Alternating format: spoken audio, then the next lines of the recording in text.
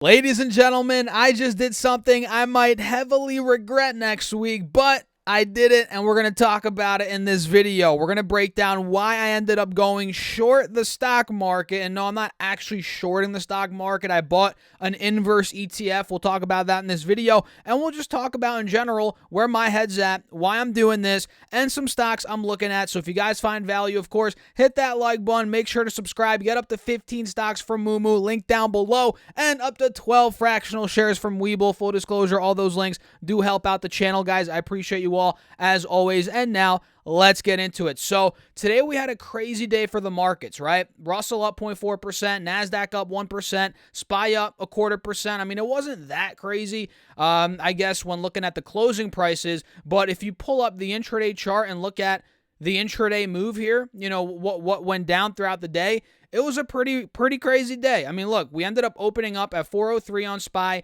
ran a 406, pulled back, and then we ended up running all the way to 408, then to only dump into close pretty drastically. You guys see that here on SPY and on Triple Q looking at the intraday chart, right? You guys see that, you know, pretty drastic drop into close, but also on top of that, I mean, we uptrended all day. That's very obvious. The bulls did very well throughout the day today. And pulling up the 4-hour chart on Triple Q, you guys can see it is disgustingly overbought. That's right off the bat. We're very overbought on this time frame, looking at the RSI, and there's no doubt about it that we're at a big resistance right now. You know, right around 295, 300. That's where we triple top pretty much. I mean, if I pull the circle tool, we pretty much triple top there in November, December. You guys see that here. Boom, boom, boom. Triple top. Then we dumped all the way down to about 260. Now we're back again towards this big level of resistance. Now, I'm speculating, guys, as I did buy some S Triple Q. You know, I'm not saying that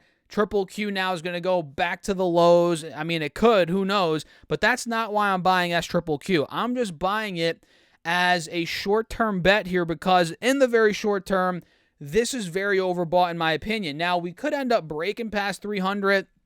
We could end up going 315, 320. That's still on the cards. But I believe before we do that, I'm going to be able to make a little profit on the pullback. In other words, I'm speculating here that Triple Q, and we'll talk about S Triple Q in a second here, which essentially is just a bear ETF. Let's say Triple Q goes up, or down rather. S Triple Q, it goes up 3 times what Triple Q goes down. So let's say Triple Q sees this pullback that I think is going to be coming. You know, let's say we come down to 285, 280 maybe, 290 even. You know, even to 290 I'd be able to profit, right? So, you know, let's say we do that. We come down however many percentage points that is. You know, let's see how many it'll be. Let's just say a couple bucks, you know, 2-3% pullback on Triple Q. That could yield upwards of a 10% move on S Triple Q because, again, it's a leveraged, 3x leveraged bear ETF. And this is just so oversold, guys. I mean, this was at $60 in the beginning of this year on the 6th. No joke, 3 weeks ago to the day we were at 57, 60 bucks almost on this ETF, and it's just been a straight downwards move. And you guys can see within the downwards move, we've seen these little spikes. That's when we've seen the pullbacks on Triple Q, and that's kind of what I'm, you know, banking on. I'm betting on here. I think we're gonna get a little pullback next week on Triple Q. We have big tech earnings coming up on a bunch of companies. I think we're going to cool off a little bit, you know, before the earnings. Maybe people are going to get antsy, right? And I think I'm going to be able to make a little bit of money here. You know, I got in at actually 38.85, no joke, right after the market closed. I was watching this very closely, and I got in after market hours, you know, a couple minutes after, and I'm banking on it going. My bet is, you know, to exit right around 42 to 43 bucks, you know, maybe 44, you know, if it really starts to take off. But I'm not looking to hold this for the long term. Let me make that very clear. Not looking to hold this for months, weeks, you know, just a day, you know, just a couple days. I'm speculating here on, you know, kind of over the weekend. And it's, let me say this, it's with a very small portion of the portfolio, right? You know, of the portfolio, because it could go wrong. You know, it's a speculation at the end of the day, and it's more like a hedge, right? You know, I'm trying to make, you know, a little bit of money if we do end up getting, you know, a cool off in the overall markets. That's pretty much it. You know, that's really it, because I'm seeing some of these stocks today, guys, you know, Coinbase 16% move. Beyond Meat was up over 20%. GameStop 14% move. Tesla 11% move. When I start to see these things, right, we had Lucid. I'm not sure if you guys saw Lucid. This ended up squeezing all the way. I mean, oh my God, this went up 43% on the day. And if I pull the intraday up, it hit $17 at one point. I mean, what the hell, guys? Like, come on. This thing closed at $8 and went all the way to 18. We're talking a 100% move. More than that. I mean, this is just it's not normal, right? So when I'm seeing these signs, I'm not saying for sure we're going to pull back or, the rally's over, but it's kind of like it's making me think, okay, maybe what am I trying to get at here? You guys know what I mean. It's like it's getting a little bit too frothy in the short term. I feel like retail is getting a little too excited right now.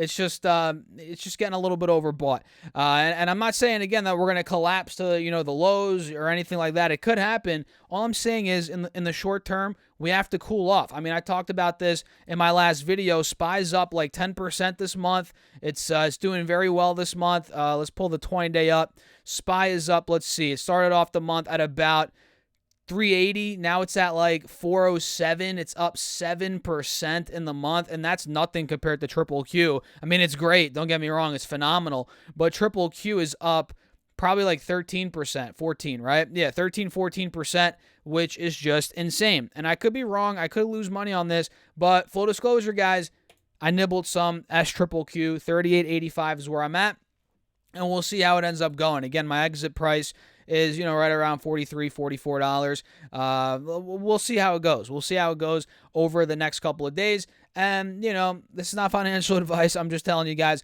what I'm doing. And it's not technically shorting the market. I'm not really shorting the market, but it's a way to capitalize on the downside through a leveraged ETF. And look more into it. It's very risky. Keep that in mind. But, if you want to do research, dive into it, that's on you. By all means, please let me know your thoughts in the comments down below as I'm choking on the mic, guys. Cheers, by the way. I appreciate you all for tuning in. Happy Friday, by the way. Today's Friday. I hope you guys did have a great week overall. Let me know what stocks you traded this week, what stocks you watch, what companies you're watching for next week. Let me know in the comments down below. And cheers.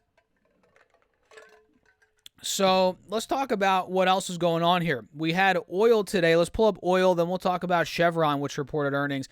Oil went back under 80 a barrel, and you guys have probably noticed gas prices are starting to creep back up. I live in New Jersey, guys, and I think gas where I'm at got at the low. It was at like $3.19 for regular. Now it's pushing $3.40 again. It's starting to get up there. Gas is starting to creep back up.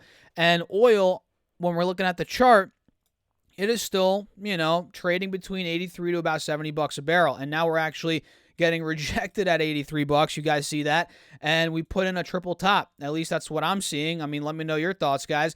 But look, we got a triple top here on oil. You guys see that at $83. That's not good for the bulls. But at the same time, if I pull the 20-day chart up, you're going to see we're holding a higher low still technically. But if this starts taking the lows out from the middle of this month, about a week and a half ago, $78 a barrel, that's where it could really start to tumble to the bottom of the channel on the 4-hour chart. You guys see it right here. If I zoom in, you'll see what I'm talking about, right? So keep in mind, this is at a very critical spot right now.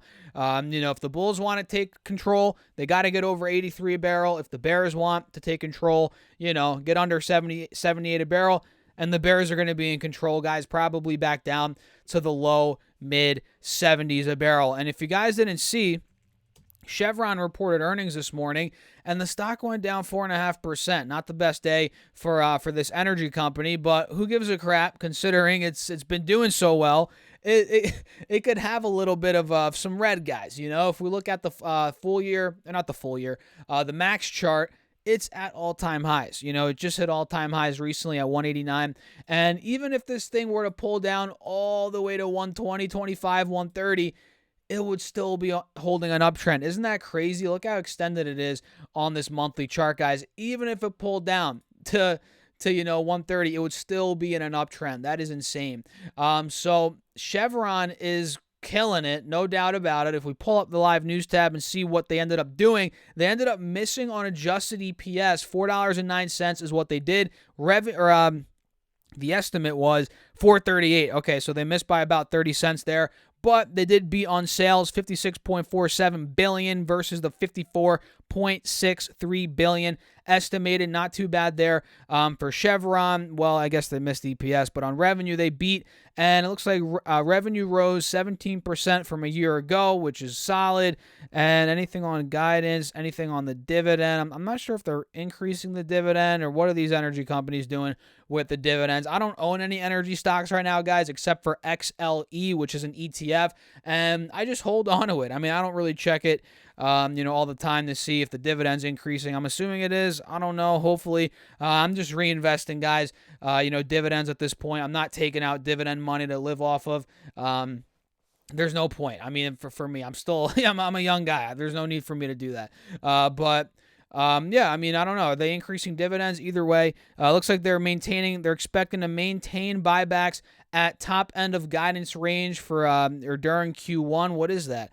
Oh my goodness. Former Congresswoman weighs in on Chevron's $75 billion stock buyback plan.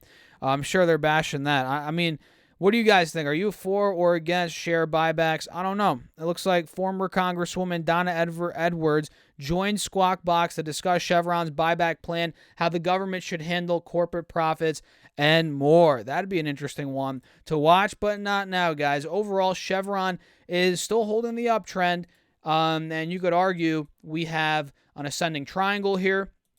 You guys see it, right? It's pretty much clear as day. And you could also argue maybe there's a cup and handle forming. We shall see, guys. Chevron looks decent, not bad. Not crude oil. Well, it's CL. It's the same ticker technically as crude oil, but it's Colgate Palmolive, guys. Well, crude oil is /CL. This is just straight up CL. Colgate Palmolive went down 5% on the day. Not the best day. And it ended up closing at roughly $71 a share after reporting earnings for Q4 of 77 cents versus 76 cents. So they beat on EPS. And they ended up beating on sales, $4.62 billion versus $4.59 billion. So why the heck are they dropping? It looks like Colgate-Palmolive eyes up to 5% sales growth in 2023. They see organic sales growth targeted towards the high end of 3 to 5%. I just said that. Anything else here? Not too much. So I don't really know why their stock is collapsing. Sometimes that's just how it is, guys. I don't know.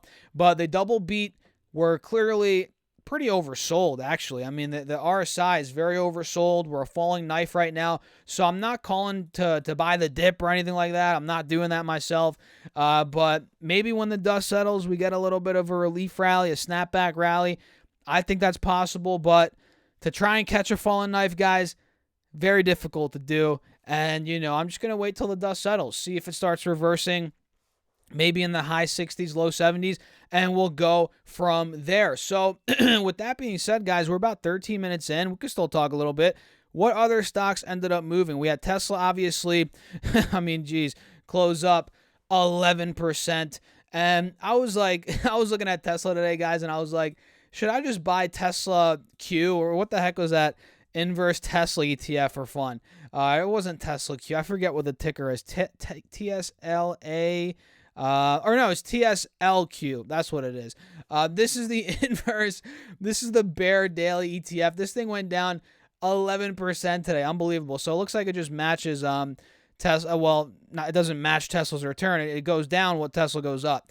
11% red day for Tesla Q. And I think their management fees like almost 1.5% or something crazy. So I would not buy this and hold it. Obviously, I'm not betting against Tesla long term, but in the short term, this is one that I was like, should I just buy it for fun? And I was like, probably not a good idea. So then I just bought SQQ instead. But yeah, Tesla Q is one that if you want to speculate and you think Tesla's going to get destroyed or something, this could be one worth looking at. I mean, I don't know. Is it too speculative? Is it kind of stupid to look at it? I don't know, but I'm watching it, and, maybe we can catch a trade on it. If we see Tesla, get even crazier next week, go to like 190 or something crazy, 200, at some point, guys, it's going to have a massive red day. I mean, if you guys have been in the stock market long enough, you know how this stuff works.